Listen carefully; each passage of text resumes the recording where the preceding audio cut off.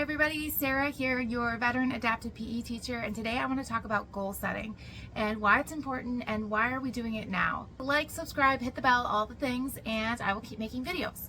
Okay, so let's jump into it. Not all goals are created equal. What we really want to do is create meaningful goals because all of our kiddos have unique needs. No matter if they have adaptive PE or not, everybody has unique needs. So everybody's goals are going to be different. Think about yourself as an adult. Your goal is going to be different than your neighbor's goals. So let's talk about how to make that happen. In adaptive PE, of course, we're talking about those goals that we set for our students that go right into the IEP, right? Those are very, very important goals. They are in a legal document. The parents sign off on them. The team signs off on them. Those are very, very important goals. So depending on where you are in the year, you might not want to touch those. You know, you've been taking that data. Everything's looking beautiful. So what do we really want to start to do? When it becomes mid-year, January, February, something like that, we want to kind of look at, okay, are they still meeting these goals? Is their trajectory looking like, okay, they're going to make it, it's going to happen?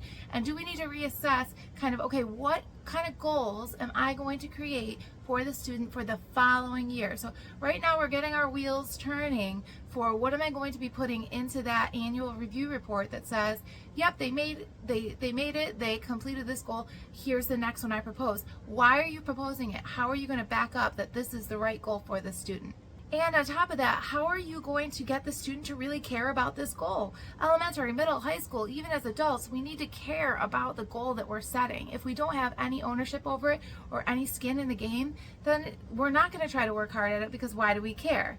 So we want to make sure these goals are meaningful to the students and also to the families. The way to get students involved in their goals is to involve the students. So give them a choice. You can use visuals. For example, which skills do you want to practice? And you have a whole board that has pictures of different skills that they could practice or different activities that they could try.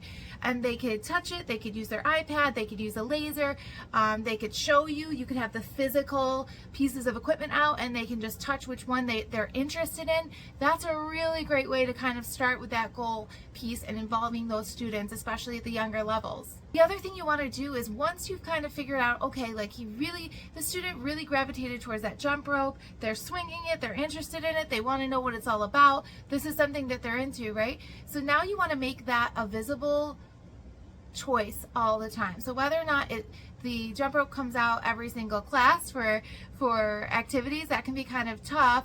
Maybe you make it so that it comes out with a choice cart every day, or maybe you just put it up on the wall, like the jump rope, or I'm working on jump roping, and a picture of the student and a picture of a jump rope. Just things like that to remind that student, oh yeah, that's what I'm working on, this is my goal, showing that goal to the student. And you can do this for all the students in your class, and I know that it sounds like a lot. It doesn't have to be this big giant thing. It can be something very simple on one piece of paper or little strips of paper, just to show maybe the name, Charlie, and a jump rope next to it. Charlie, you're working on the jump rope. That's so exciting. I can't wait to see it at choice time.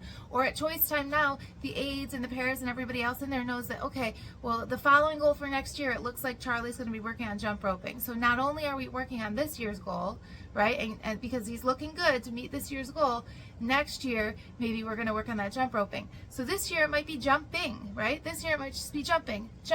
So now, since it looks like Charlie's going to be able to jump like a frog all the way to next year, and do it well with all of the motor movements and everything, and the length and the distance, however it is that you are collecting that data, now let's add in a piece of equipment. So now he's got to start to twirl the jump rope, and then he's got to catch it under his feet, and then maybe he's got to step over it.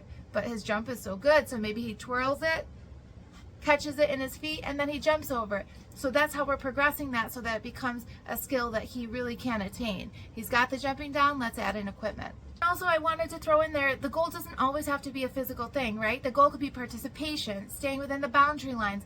A goal could be something that the class works on together. Maybe you have a nice group class goal, and maybe it's just to use all of the equipment safely or to keep our hands to ourselves for the day. And every time they do that, they get a gold sticker or a gold star on the wall. And if they get 3 gold stars and they get a whole choice day to just, you throw equipment out and they just have themselves a day. So it's just one of those things that whatever the makeup or the unique need of your class is, make sure that it's a joyful experience and that everybody finds it meaningful. Because when they find it meaningful, they'll find joy, they'll find confidence, their skills will increase, the behaviors will decrease, and you will have a fantastic time in your class. So that's all I have for you guys today. I'd love to hear how you set goals. Do you guys do group goals, individual goals? Do you have visuals up? Please leave a comment below. I'd love to hear more about what you do, and I will check in with you guys next time. Thanks so much. Bye-bye.